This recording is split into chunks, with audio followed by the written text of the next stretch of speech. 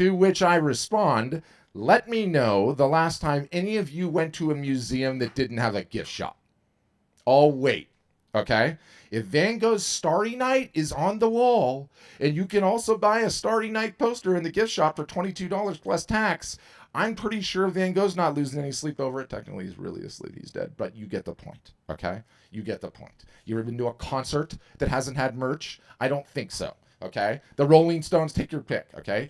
Merch is very, very important in the simple lens that you acquire more customers as a result of it.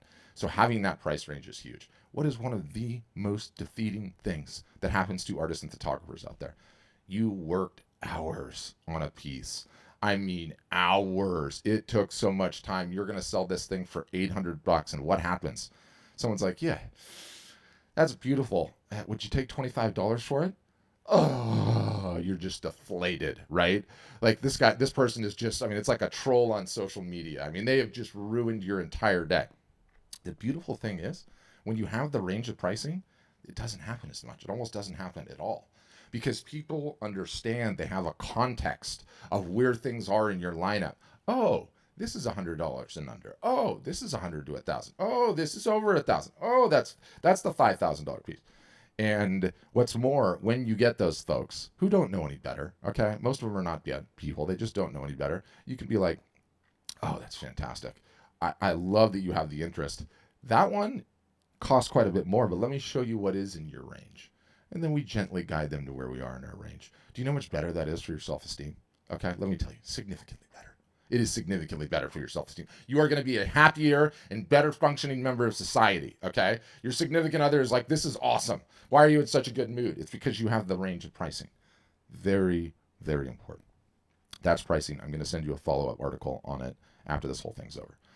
In addition to the pricing, the next thing I want to talk about is Instagram. Most important social network for artists and photographers. It's not even close. Secondarily, it's Facebook. Okay, have to be working on both of them. Well, Patrick, what about TikTok, or what about Pinterest, or what about SEO? Yeah, what about shiny objects that are not going to move your business anywhere and are going to put you on the road to a hobby? All right, that's what all the rest are. I don't care what anyone else says, anyone's friends, anyone. No one is selling art on any of the rest of those things, okay? They are lying to you if they're saying they are. It's nonsense. I've looked at way too much data. Aside from onesies, twosies here with weird circumstances, the two most important places that you need to be are Instagram and secondarily Facebook. And thank God for that. Okay, don't talk to me about TikTok. I'll kick you right out of this Zoom. You are lying to yourself, okay? Stupid Chinese app, communist app that is just trying to flood you with an endorphin hit. You got 10,000 views. You didn't get 10,000 views. You got 100 views from people that are never going to buy your work, okay? So when we stay focused on the only two platforms that matter, to the detriment of wasting time on any of the rest of those ones, I don't care. Just stay out of there. Stay in my lane. Facebook and Instagram and Facebook. You will end up winning. And why is Instagram the most important? What do you guys create? You create visual creations. What is Instagram? A giant visual search engine.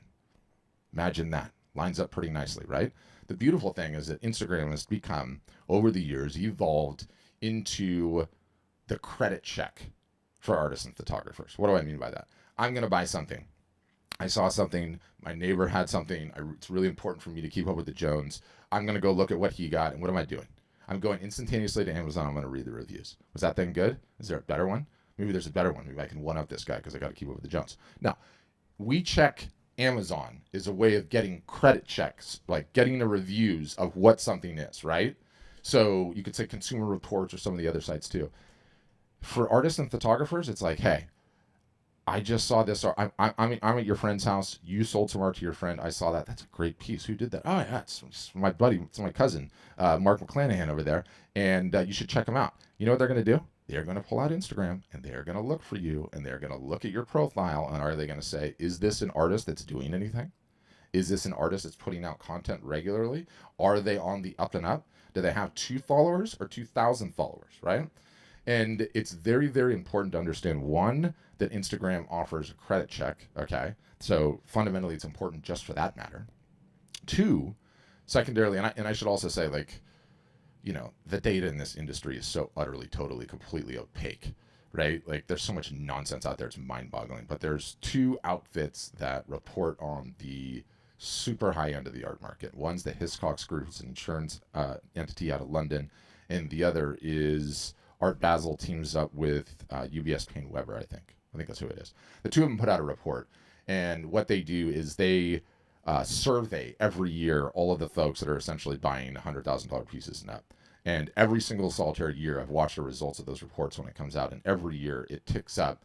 Did you follow and or consume content from an artist on Instagram? Was Instagram influential in your buying decision? And in both cases, both of their surveys, like those percentages are really pretty high. So it's significant in its ability to help you guys sell art. The top end, high end buyers are all there. Okay. So that makes it very important as well. The beautiful thing about Instagram is you can reach a ton of buyers. The terrible thing about Instagram is you have to post frequently on it for years to really make a huge dent. So yeah, one, you got to get started. Two, you have to understand you're going to suffer in the short term because it's not easy, and you have to learn how to do it, and you have to learn how to enjoy it and get good at it. And we can talk about that in depth. I have a ton of teaching on Instagram.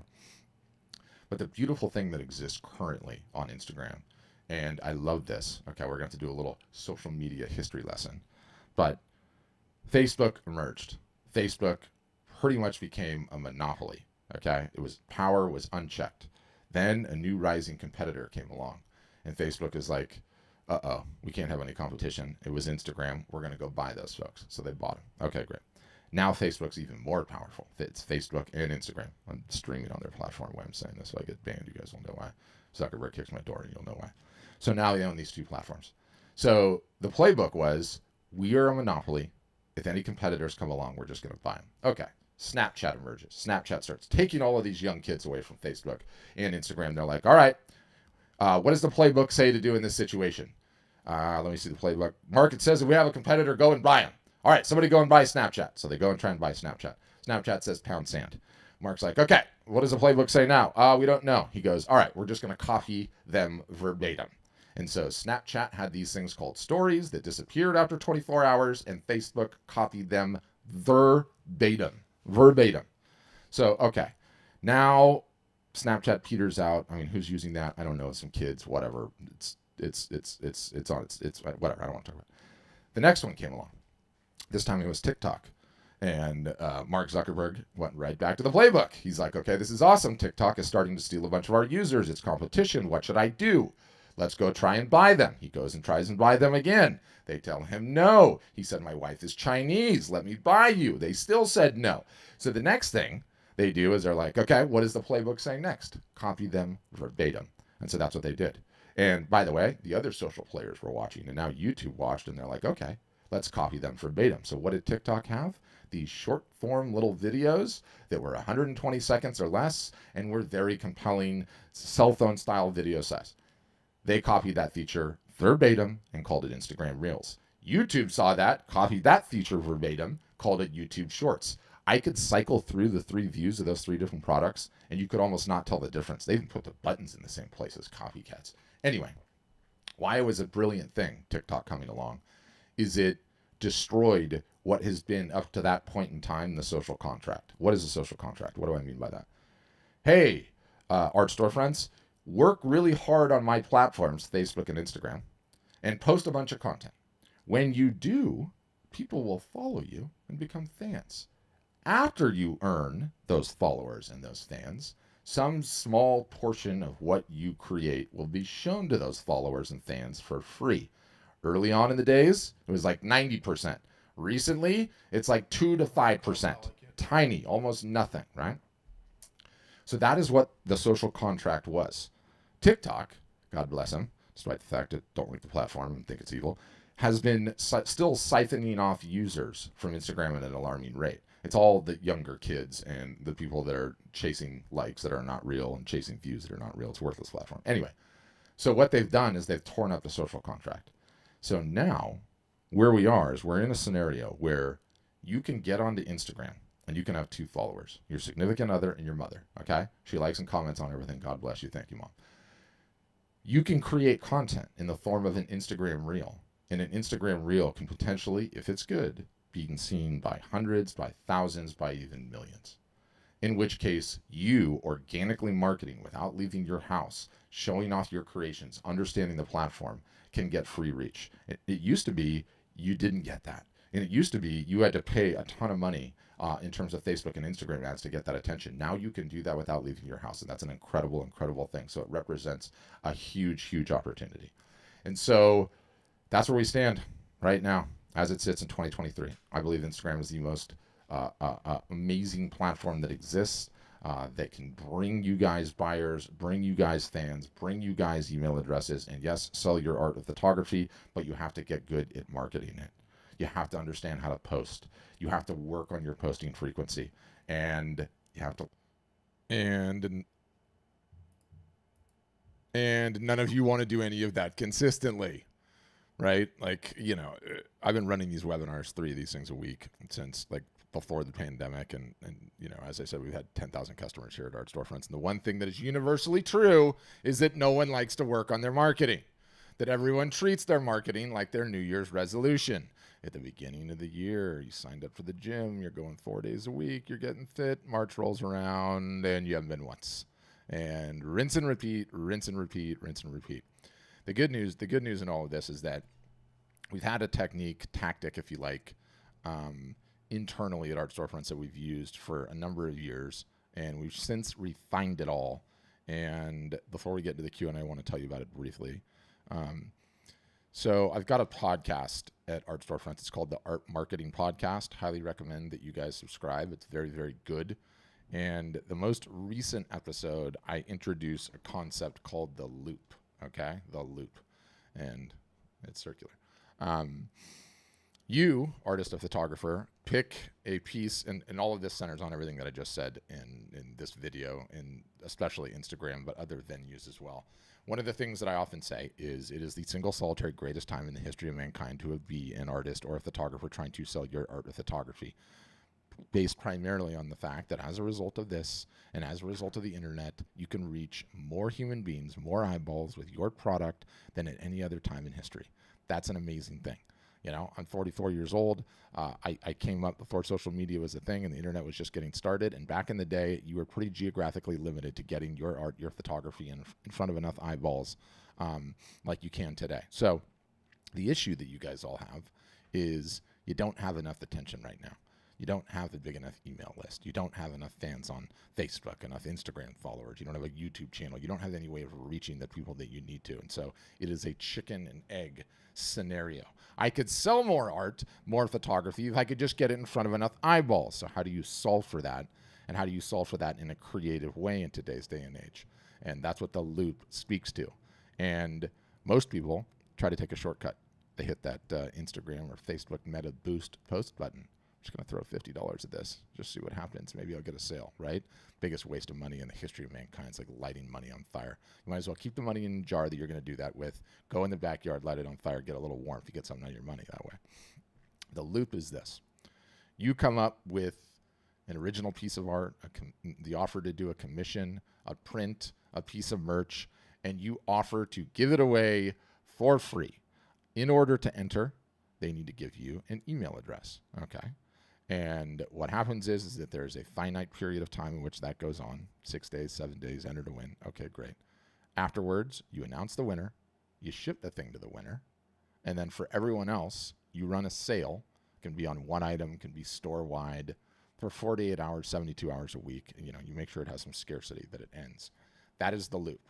And it sort of water skis behind 2 psychological concepts. The first one is the psychology of reciprocation, i.e., I want to win this thing. It's awesome. So I will give up my email address.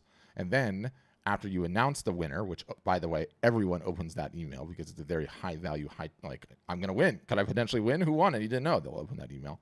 And then you offer a sale. And the sale has discount and scarcity, i.e., 10% off, i.e., ends in 48 hours.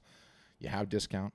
You have scarcity. Human beings are more likely to take action. Just facts. So 2 little psychological things. What sucks about that particular technique is when you're just getting started, you have 3 people on your email list, 2 followers on Instagram, your mother and the aforementioned significant other, and you go to give the print away and you have 3 people that are entering because you don't have enough attention. Back to the chicken and the egg problem. So what do we do to get extremely creative? Why am I bringing up the podcast? Number one, I go into detail on the loop. It's episode number 55. This thing's on Apple Podcasts. It's on Spotify. It's everywhere. I highly recommend you listen to number 55. As soon as this session ends, I'm going to drop number 56. Number 56 is called supercharging the loop, i.e., what do you do to get the art of photography in front of a lot of eyeballs in a very short period of time?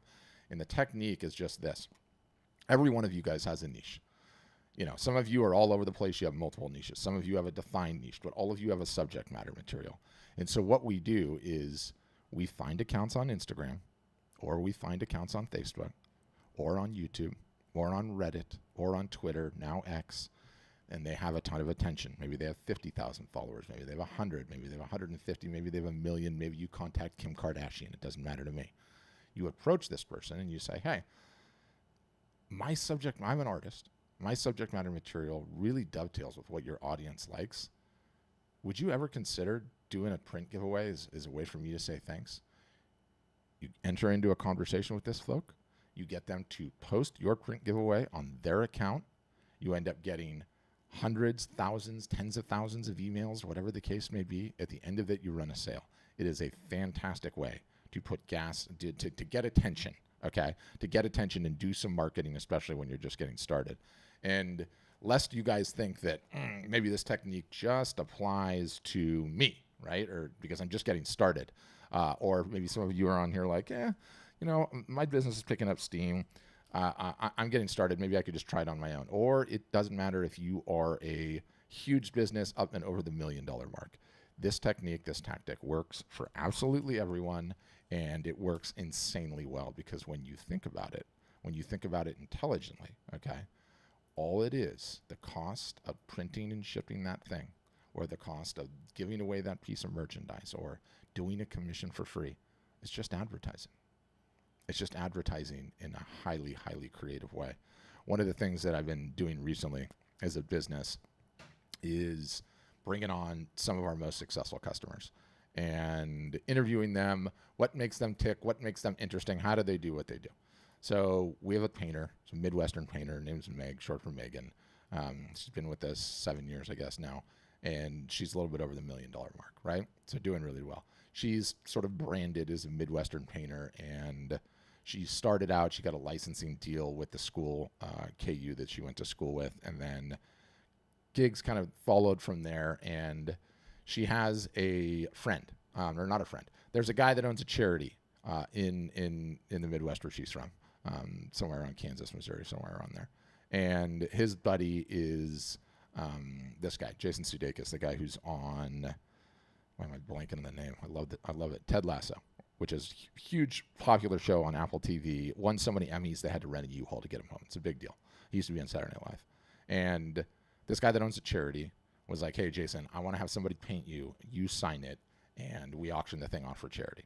Great. Meg gets the gig. She paints Jason Sudeikis, signs the print. Jason Sudeikis signs the print, gets to meet him, nice guy, all that jazz. And then she goes to sell the prints after the fact because the original was donated to charity. And she didn't really sell any prints. It turns out no one really wanted Ted Lasso on the wall. So what did she do? She went and made a piece of merchandise. In this case, the painting of Ted Lasso with the words "Believe" on the cut, okay? She went and found a Ted Lasso Instagram account, I think, that had like 250,000 followers on it, or some number. I don't know. She'll tell the story here. And she's like, approached the account, and she ran the loop. She's like, hey, I've got these really cool Ted Lasso mugs. Would you like to do a giveaway on your account? And, well, you might as well listen to her say it. Different streams of income. And one thing that you were really pushing at the beginning of this year was, smaller like merch items, things that people can impulse purchase, yes, to pull new customers in. And something really interesting is that I did the Ted Lasso piece last December. Mm-hmm. And I did that piece. It was on my website. It was all there. I met Jason Sudeikis. Like, we did the whole thing. Is he cool, by the way? And literally, yes, very nice. Yeah. I met him for 5 total minutes. So I don't know, it's not like we're best friends, but, but we, did all that thing. And you would think certainly everything sold after that, nothing, it was totally quiet. Then as the season 3 and the finale started to like kick up a few months ago, I created a mug like with that image on it and just the word believe. And I did like a cool video of it. And I did a giveaway with a curator who had like 250,000 followers. And I shit you not, I sold so many mugs that my bank called me because they thought it was fraud, like because there were so many charges coming through from art storefronts. Oh yeah. Or the At the end of the day, okay, a mug. You're not gonna get rich on a mug, right? You're making a couple of dollars. So what did Meg? Maybe she made a couple $1,000s on that deal. But you know what she did? She acquired a couple thousand customers, right? And those couple thousand customers now know who she is, know what she paints, are going to be bonded to her, and she's going to be able to market to them in perpetuity, which is what this game is. So subscribe to this. Definitely want you to listen to this. These 2 recent episodes, they can help absolutely anyone, anywhere where they are in their career. As a final, I'm going to I'll send you a recording of this video after the fact, and then we'll get into Q&A. But I'm going to send you a video of this recording, and then I'm also going to send you a link to this episode that I did with Meg. It's really cool. It's an hour interview, and then it was a Zoom session just like this. So we opened it up to Q&A, and a bunch of people asked her questions, how she does what she does, how she approaches discounting and mindset and what book she reads, all that kind of cool stuff. It's cool to hear from an artist that's, done over $1 million. And then I did one before that with my buddy Jonah, and this kid's unbelievable. He's 29 years old. I think he started with us 5 years ago, and he's doing a little bit over $100,000 a month now. And so did the same thing, did an interview, did an in-depth Zoom session, walked through how he does what he does. He talked about how he approaches negotiation and sales and selling tips, and how he approaches marketing and everything else. And I'm going to keep doing it. We're going to just start cycling through some of our best customers. And so you guys will get emails about this.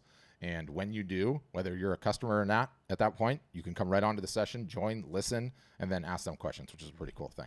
I'm kind of excited about it. But enough about all of that. We can turn it over to Q&A. How does a Q&A work? If you're one of the brave ones that has your camera on, respect, all you have to do is raise your hand, old school style. I'll see that. I can unmute you, bring you on. For everyone else, at the bottom of the Zoom window, there's this little smiley face that says reactions. You can click that, and there's a way to raise your hand, digitally speaking. That lets me know you have a question, and then I can bring you on and unmute you. And if you don't want to turn your camera on, you don't have to turn your camera on, okay? I hate being on video.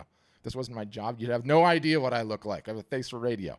And for those that are watching on Facebook or YouTube or Twitter, I see your comments too. You guys can leave them, and I'd be happy to answer. And all it takes is one brave one to kick us off. So who wants to kick us off? Just takes one. Nothing, huh? You guys are a quiet bunch today. Somebody's got to have a question. You just sat through all of that ranting and you don't have a question? Could be anything about anything. I'm going to start calling you guys out. Wayne, Susie, come on. One of you guys be brave. All right, Wayne. Wayne's going to go first. Wayne's going to kick us off. You got to unmute, Wayne. It's the mic icon. I was trying to give me some hard time there. How are you doing today? Good. How you doing? Yes, thank you so much for the webinar. I really enjoy what you're saying. Oh, cool. Thank you. Yes, one of the questions I have to ask, I was talking to a printer yesterday, and they were telling me that AI is to actually take away what we're doing. Is that what the feeling you have also? No, not in the slightest. I've been in this industry for a long time, number one. Number two, I'm a serious computer nerd, so I'm super into AI. I'm playing around with it, all the various different programs and applications, and I think it's very interesting. They said the same thing about painters 20 years ago, and what happened is these duplication shops would spring up in China, where they would have like 50 Asian ladies locked in a factory, all painting the same thing all day long. It didn't matter. It didn't make a dent. AI is not going to make a dent, and the reason it's not going to make a dent, there's going to be a disclaimer there, and I'll come back to it. But the reason it's not going to make a dent is because most artists don't understand this, but it's not just the art that's on sale. It's the artist. It's who you are, what makes you tick, how your eye sees things. Are you a dog person or a cat person? Do you like working out? Are you a foodie? What are the interesting things about you that I have in common that we might bond over that would have me gravitate towards your work? Art is more of an emotional purchase. Now, is AI going to destroy the people that get prints into like Bed Bath and Beyond, or sometimes they get prints into hotels and stuff. Yeah, it is. It's going to absolutely destroy those industries, because why the hell would you pay the artist? But at the end of the day, do you know how few artists are the ones that are getting into hotels or getting their work into Bed Bath and Beyond? You probably don't know a single solitary one. Almost none of us do, because it's such a tiny number of the art market. So you don't need to worry about that. You don't need to stress about that in the slightest, right? Like, got more than enough problems today without worrying about AI, right? And when it finally does come for us, it's going to be like the Terminator showing up on our driveway and not letting us leave the house. So that'll be the least of our concerns. Don't worry about AI. Thank you so much. I appreciate that. Yeah, awesome. Where are you from with that accent, Wayne?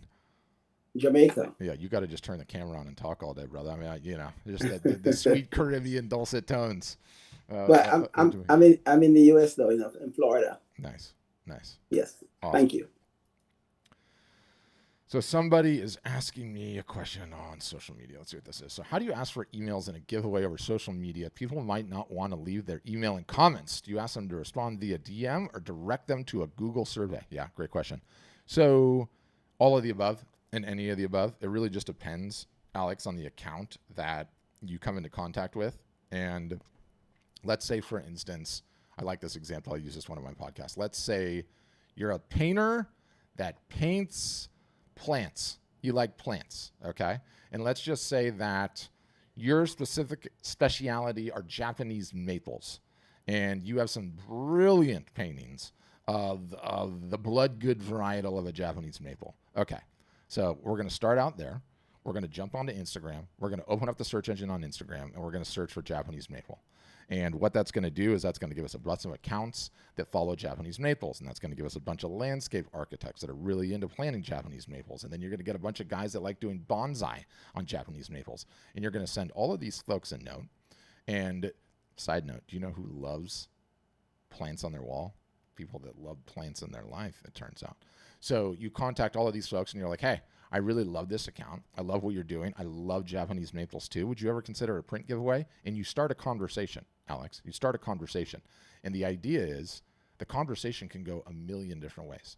If it's a really small account, sometimes they'll be like, oh my gosh, this idea is awesome. How do you want to do it? And you could say, well, I can use a Google form, or they can come to my website and opt in, however you want to do it.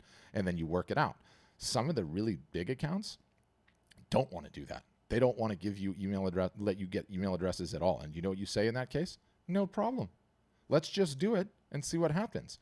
And what ends up happening in that scenario, I go back to the psychology of reciprocation again, is after that whole thing goes down, this guy with this huge account on Instagram that loves Japanese maples gives the print away, posts it on his Instagram account and goes, oh, by the way, art by Alex, right? When that post is live, he gets 55 comments. Do you know who's in those 55 comments? You are, Alex. And you're saying, thanks so much, appreciate the compliments. And they're all just clicking on your Instagram account and clicking on your Instagram account and clicking on your Instagram account. And then guess what happens? You end up forming a relationship with this particular account. And then you have the ability to go back to the well again and again and again. And that is the secret of this particular technique. It is essentially grabbing the social networks, and instead of giving your ad dollars to them directly, you're giving ad dollars to the people that are actually doing the work on the account, which is why it's just such a damn genius hack and technique. The rub of this particular technique is it's kind of like darts, or it's kind of like archery. If you have one dart to throw, or you have one arrow to fire, chances are you're not going to hit the bullseye. That's not how it works in the real world. So when you know that ahead of time, you go and get 10 of them and you try it 10 times. And your hope is that out of the 10, one you hit a home run with, i.e. you can do it again and again and again. But it's just an absolutely fantastic way to get attention, just so insanely effective. So that would be how I answer that.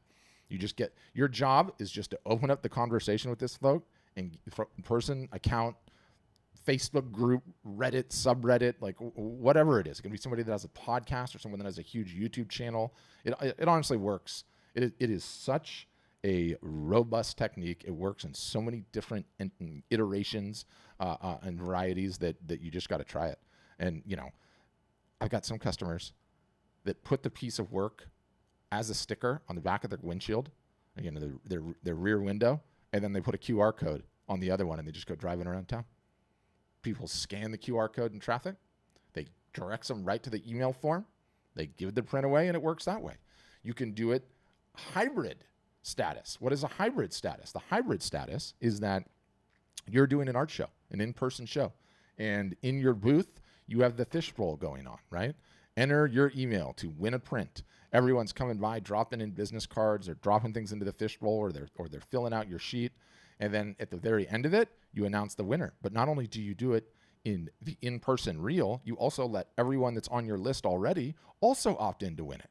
Because what do you care? All you're looking to do is start a conversation with your buyers and potential buyers and let them know you exist. The whole thing is just marketing. So a whole bunch more on that in the 2 podcast episodes. Totally recommend that you guys listen to those. But who else, guys? Questions? There we go, Susie. And now you can tell that I like plants, huh, Susie? That one of my Japanese maple rant. You need to unmute. Mic icon. Yep. Oh no, Susie. Bummer. So if you look at the very bottom of your Zoom, there's the microphone, and then to the right of it, the bottom left corner of your Zoom, there's a little up arrow, and the up arrow lets you toggle which microphone you're using. And for some reason, the one that you have selected is not working. So maybe you have like a headset selected or something that's not normally your mic.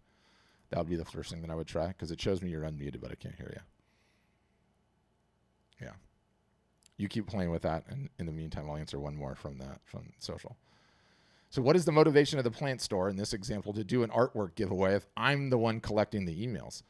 Like, all of these people on social media, Alex, are working their butts off to have amazing content for their followers to consume and to enjoy. If you're that content creator and you get to give away something cool for completely free to your audience just for signing up, they love it. It's an amazing thing to do. It's a super fun thing to do. It is one less post they have to schedule that day. So, they're very, very excited about it. It's a really, really high probability of success. And Susie, the only other thing I can think is, when in doubt, what is the number one tech-related piece of advice that works in almost all scenarios that it's tried? Restart Zoom. Restart Zoom and come back in. Sometimes that'll turn the mic back on. That's the only other thing I can recommend. Normally how it goes. Yep. She's gonna figure it out. What about any of the rest of you guys? Questions, comments? Paul, it's kind of a cool background. Like aged wood, green and light. Is it like barnwood or something? I love the reclaimed wood vibe. I'm all about it. But Robert, questions? Thomas, questions? You guys are the ones with the cameras on, so you're naturally the ones I'm going to pick on. We do have a smaller group today. It might have something to do with it. But yeah, as stated, as soon as this thing wraps up, I'll send you the replay, and I'm going to send you a bunch of links that I mentioned in the video up front. The podcast episodes of Meg and Jonah. I'm going to send you the article on pricing, which almost everyone struggles with, but doesn't need to be a struggle in the slightest. There's a very, very easy way to do it and go about it. Oh, you got it, Susie. Good job. Did that work? Yep, nice. Did that work? Yep. Okay, so a question that I have is, I put several works of art and made reels, background music, that sort of thing, and gotten quite a bit of attention from that, gained a few clients, mainly, friends that didn't realize I was doing it full time now and that kind of thing. There's always, and I've done this a few times, I wanted to see your opinion on this, is, they always offer that, boost. It's, maybe $35 for 7 days or something to that effect. Is that something that you recommend, or is money better spent just by doing the giveaways and targeting? Yes. Okay. Do not ever, by which I mean ever, under any circumstances, boost a post. Okay. Do not. Okay. Do not. Okay. It does not work. All you do is you bring in a bunch of tire kickers, okay, and that's it. Nothing else. It just gives you a little ego boost. But I love that you're making reels. Reels are amazing. It's, reels are rapidly. It's hard to call them reels because TikTok came up with them, and then YouTube calls them shorts. Reels are rapidly turning into the TV of like everyone. There's a channel for everything, and people are watching them, and more and more and more. And Instagram as I stated in my rant, will show the reels to people that don't follow you. And that's how you're getting another additional boost out of it. And that's not really the case with anything else. So you're definitely on the right track with that. One other question that I have that goes back to the AI subject that was brought up earlier. For instance, I display some of my work in a higher end design district. Yeah. And there is another woman in there that had artwork that was of a certain genre, a certain style, and it was lovely. She sold some things, and then all of a sudden she started flooding it with canvases that she would claim were hand painted, she had signed, but I could tell by just painting my entire life that she was going over printed canvas with texture and brushstrokes and that sort of thing.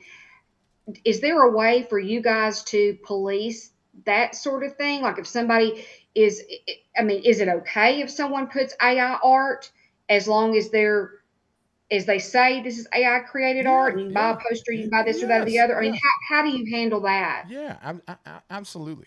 Like, as an artist or a photographer, you have one problem and one problem only: selling the work. Everything else is just not a problem at all in comparison. There's really only one hard thing to do: sell the work, right? And so in that case, because I have a whole bunch of customers that do this, it very well could have been her work printed on canvas, and then she just embellishes on top of it, okay, which gives her sort of a new creation. And I've got a ton of customers that do that. I got one of my buddies. I'm pulling up his background image so we can show it now. Super talented artist.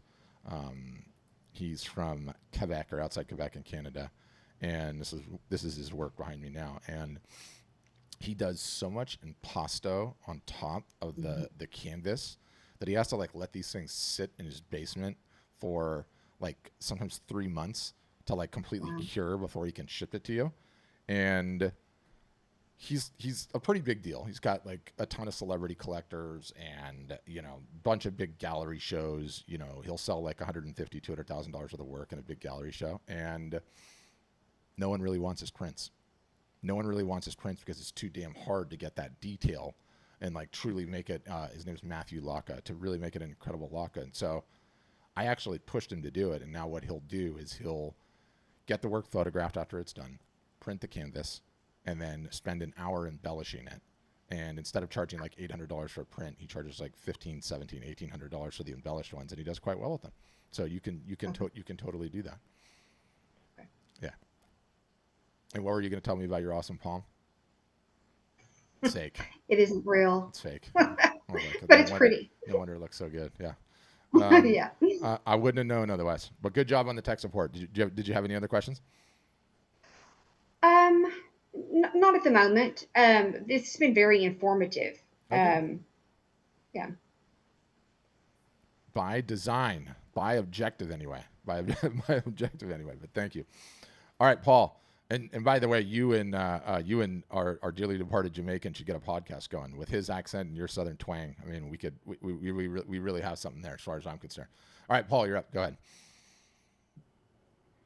Hey, how are you? Good. How you doing? So I'm doing in the background. Yeah, it's aged wood headboard. Yeah, love it. Looks good.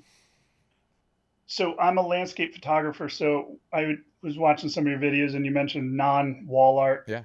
Types of products. Yeah. I'm just trying to think of what those things would be. Take your pick. Calendars, mugs, tote bags, yoga mats, cell phone cases. It doesn't. It people get hung up on what the it is. For me, it's maths. It's just maths. Okay, I'm a marketer, and that's all I do all damn day long. And I know if I'm going to see the highest ROI out of my marketing efforts, I need to have something non-wall art related and something under $100. That is just fact, right? Because not everybody's ready to buy wall art all the time. They're just not. And so when you go out and do the marketing, it's like, Paul, I really dig your creativity. I'm just not in the market for wall art right now. I want to reward your creativity. What do you have for me, right? So it can literally be anything. I mean, the tote bags do really well for us. The calendars do really well. Photo books do really well. Coasters do really well. And it's just how you market it and how you stitch it together, right? I'm going to give you for instance, I'm gonna have to find this photo, but I want to show it to you because he's a photographer and it's sort of interesting. The biggest takeaway though on the merch on the non-wall art, right, is a fundamental tenet of business that states the easiest customer to get is the one that you already have. It is just absolutely fact. And so, when you have the ability to do that, you really, really end up winning. I want to show this one. I know I've got it. Yeah. So this guy will like sell them in sets, and he's got kind of jazzy colors. He's like half nautical niche, half like classic cars from weird angles. And he'll sell all of these things in a set. And they look cool.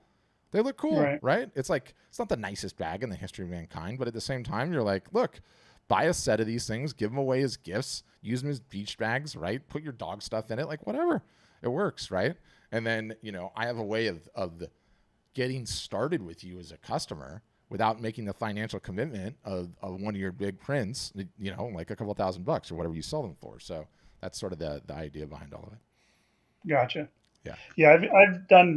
I'm a web developer to begin with, and I've had sites and selling my own stuff, but I don't want to maintain my own site anymore. No, it's a waste of your time. It's a waste of your time. We don't even let our customers build the websites anymore. Too much overhead. So yeah, well, it's not even that. There's like artists and photographers are solopreneurs.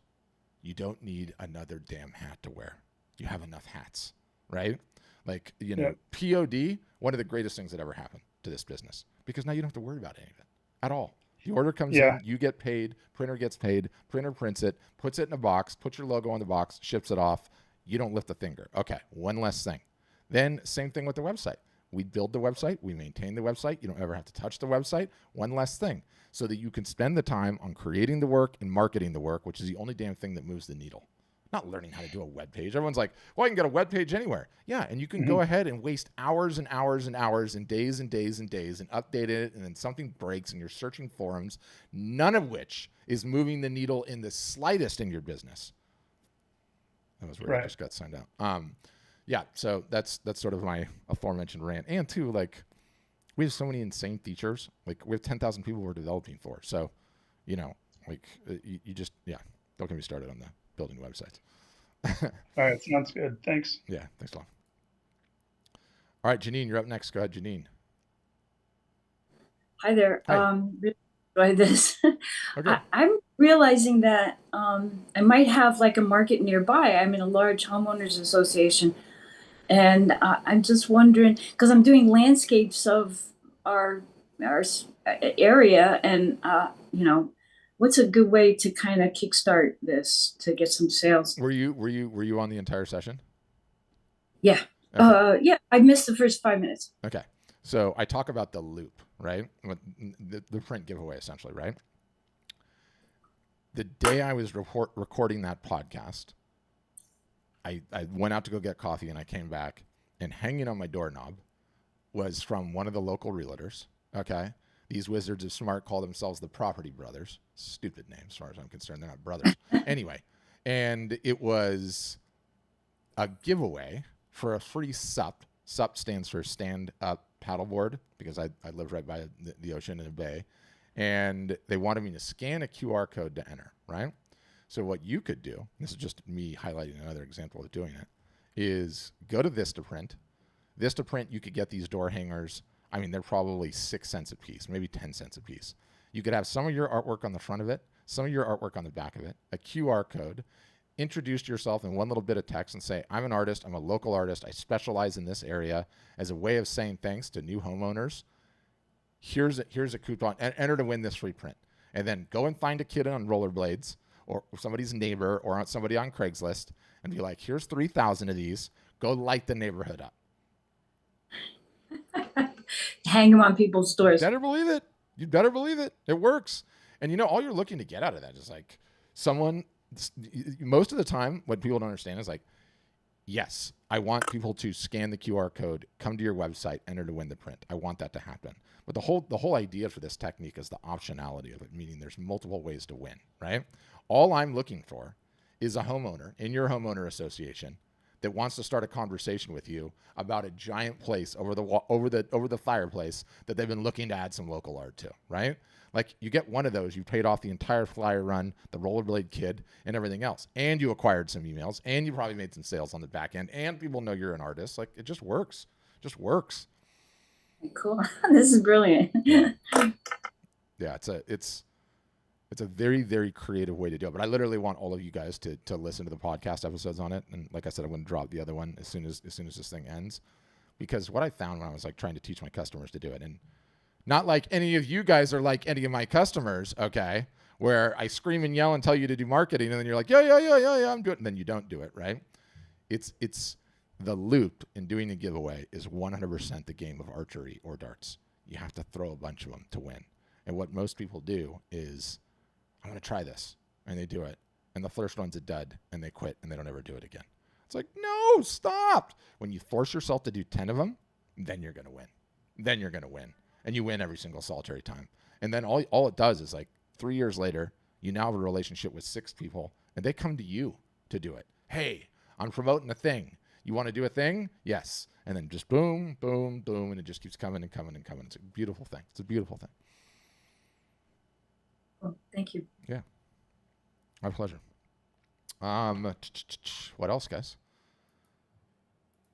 Any additional questions? Oh, there we go. Okay, I'm gonna go Robert first, and then I'll go back to Susie. Good, Robert.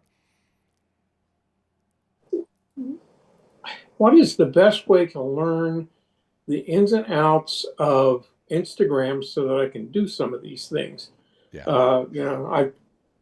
If for some reason I struggle with it, and so I really need to, find a book, or maybe your podcast talks about it. Just how do I get into the Instagram?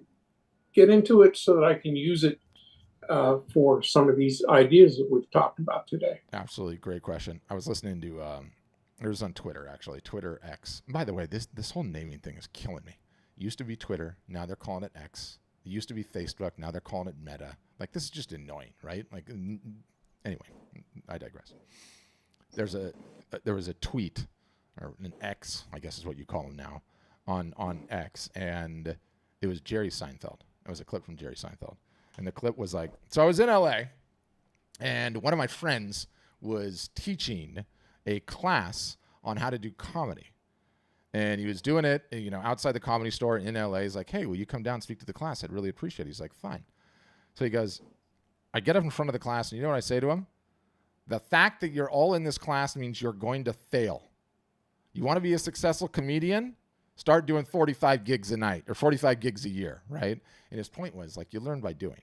So pick up the phone, okay? Yes, my podcast will help, but there's nothing better than just doing. Be a consumer first, play around with it, play around with all the buttons, and then go to YouTube. YouTube is the greatest education engine this world has ever created. How do I create a reel? How do I add music to a reel? How do I do an Instagram story? How do I do Instagram story highlights?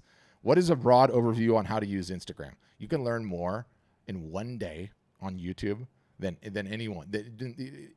Incredible way to learn. So that's what I would say. Alternatively, if you did sign up as a customer, obviously we teach on a regular basis on how to do it. But it's actually very, very easy to do, especially when you get the hang of it. I will give you, what I'm going to do, Robert, because I'm in a good mood. I'm going to show you a little tradecraft show and tell status right now, okay? So I've been hyping my podcast. What I'm going to do here is I'm going to take a screenshot first with my iPhone, okay?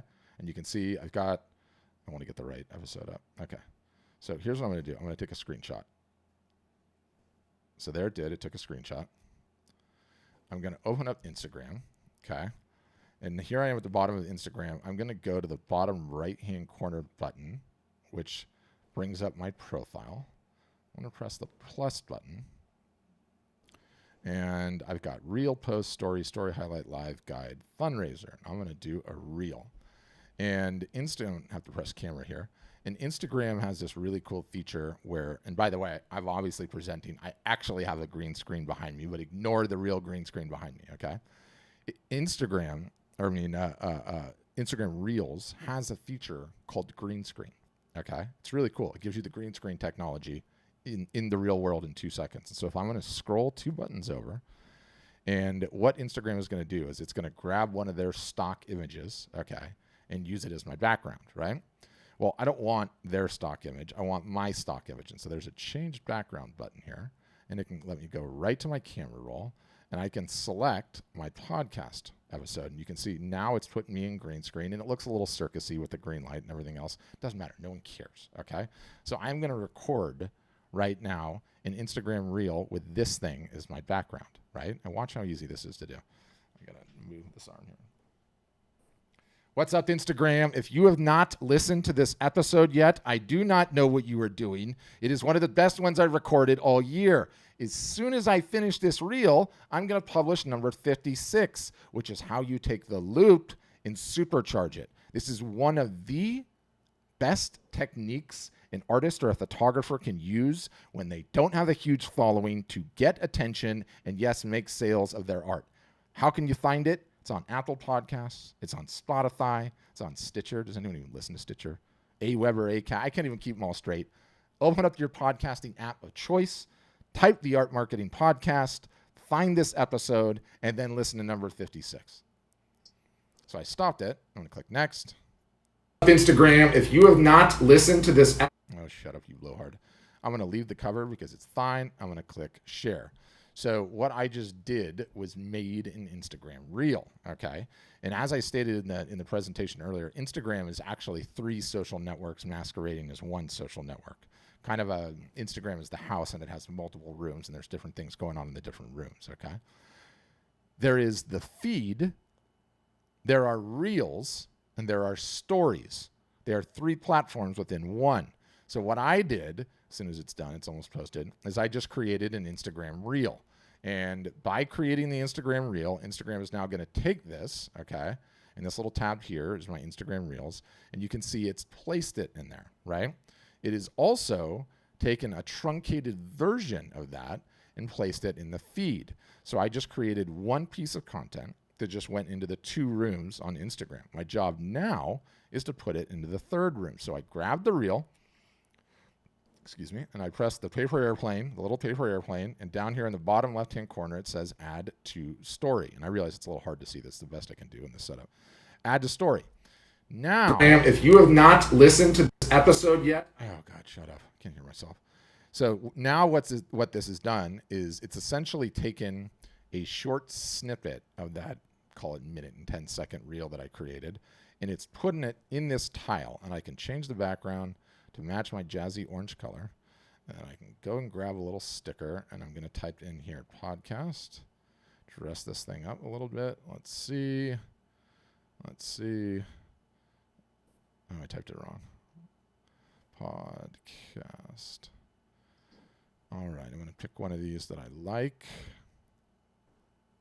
Well, fine. That's kind of like wacky. And I'm going to blow that thing up. I'm going to put it down there. I'm going to move this up here. And then I'm going to click next. And I'm going to click share. So now, in whatever period of time that was, 3 minutes, I just created 3 pieces of content on the most important social network that matters. So you start like that, and then you just start going for it. And that's sort of the long and the short. Is that helpful at all? A little? Yes, very, very helpful. Thank you. Cool. Yeah. I love that you have the heart for it and you have the motivation for it, because I'm a social media marketing expert. I've been on all the platforms since their inception, going even back to MySpace. I hate them all, aside from Twitter. Twitter I actually learn on. I hate them all. I hate posting. I don't share anything personally. You're not going to find any photos of my kids. But you know what? I'm also contrarian. My business and your business, Robert, we're fishermen. We're fishermen. And you know what you do if you're a fisherman? You get down to the dock in the morning, you get on the boat, and you drive the boat to where the fish are. The fish are on these social media platforms. It's just attention. It's how we get attention. And what was the alternative when you were coming up? Pay for advertising or go do an in-person fair show. Well, now you don't have to do any of that. You don't even have to leave your front door. You don't have to leave your house. But we have to be contrarian about we have to go and get our art and photography in the venues where the fish are. That's it. That's it. Okay, great. Thank you. Nice. All right. Oh, yeah. Susie had another one. All right, Susie, you're back up. Question that I had, because this is just so different than how I've done it before. I've always been able to put my hands on the products and everything. So let's say that I have something that I think would sell really, really well as a tote bag, and possibly, maybe a drink carafe or mug, whatever. Use your example. If I wanted to order some of those things in bulk to do some promotional giveaways, some moms in the neighborhood that I know are dance moms, that their little girls would walk around with a couple of these, and then it would be like, where did you get those? Yeah. So I guess the thing that I feel a little vulnerable is, I'm sure that the products are fabulous, but I haven't seen them in person. I haven't touched them. So once I join and I have my website, I mean, do I just... you order samples of all of them? You have to have them. Just order samples of everything. Okay. You have to have them. And like, just to give you a for instance, it's like, grab a couple. It's like, if you're going to do a greeting card, let's just say, right? And it's my buddy Bill, he painted Elon Musk. You want to be able to come onto social media and be like, I am writing you a thank you note, right?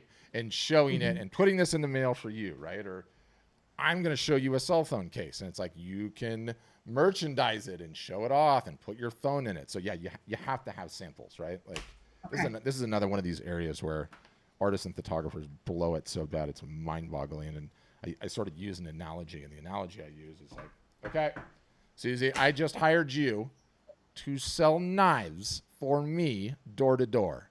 When you knocked on those doors, what would you have in your hands?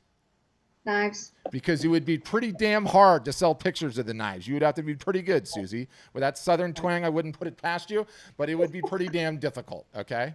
So what you guys sell is real. It has 3 dimensions, right? This is a physical and real product. You know what is not? A damn JPEG on Instagram. Understand, you have to have the knives. Beautiful thing is, they don't need to be big, right? Like, I'm gonna get this whole stack because I want to pound this point home. Hold on.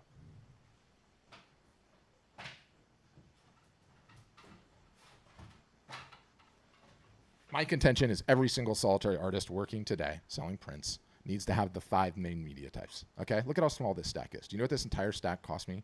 I think like $210, maybe even less than that. And you pick a fine art paper. Okay. Some people like textured, some people like gloss, watercolor paper, it doesn't matter. You need to be able to show it off. You need to be able to explain it.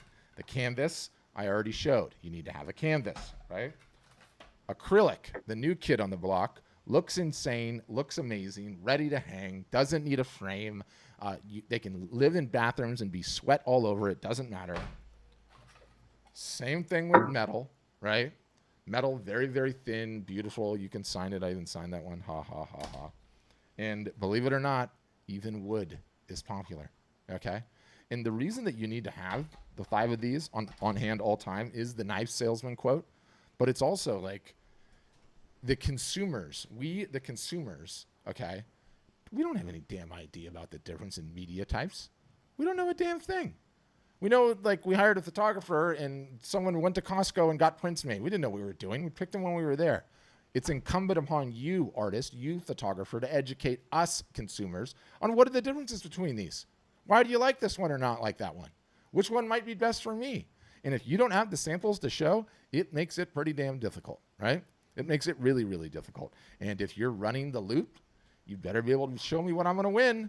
You want people to actually enter? I better be able to see what you're going to be giving away, right? So very, very important to have the entire stack. And I almost like force my customers to do it now. Like when you sign up, right in like the onboarding, it's like, get your sample order in. You pay wholesale for it, so it's not like it costs a lot of money. And this should be in your car anytime you're showing your art off. Every single solitary time. Because why wouldn't you want to be able to show people? Why wouldn't you want to be able to show me? Like, ooh, that looks, this is so much more compelling than showing me a damn JPEG.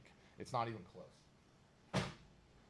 So I have one last question. Please. And then I'll stop. No, please. So one of my biggest concerns is quite a bit of the art that I have already sold. I took pictures with my iPhone. They're good pictures, but I am so concerned now. Some of them would be really good to reproduce for some of the things that I want to sell. But will there be coaching, like how we should take those photos, what quality for reproduction, that kind of thing? Yep, 100%. One, there are people that sell prints off their iPhone photos. Mm-hmm. Our software will tell you what size you can go based on, you know, the ratio. My strongest recommendation is you don't do it yourself. You go into Craigslist. You put an ad out there for photographers. Turns out there's not just hundreds of photographers. There are thousands of photographers all over Craigslist. And you put an ad out for people that have shot art before and know how to do it and are willing to come to your house. And you'll probably get 50 responses. And out of the 50, pick the ones that are like, not only have I shot art, here's the examples of the art that I've shot in the past. And then on the cheap side, sometimes people will do it for like 15, all the way up to like 35, 40 per shot. But you pay, you have them come to the house or to your studio, wherever all the art is, knock it all out in one day, and you're done. They get the lighting set up, one goes in, boom, done. Next one, boom, done. Boom, done, and then it's finished. You never have to do it again, except for the new stuff. Okay. Yeah. Okay. Thank you. Yeah. But we have one customer, and he's in New York, and he was the official photographer for Sotheby's for like 20 years. And he's written some really in-depth posts on how to do it, how to light it, the distance, focal lengths, everything if you want to shoot it yourself. Don't do that, though. Who wants to do that? Unless you're like a serious photographer and artist. Like, don't do it. Just hire somebody to do it. Get it out of the way. It's not worth trying to learn yourself. Go ahead, Paul.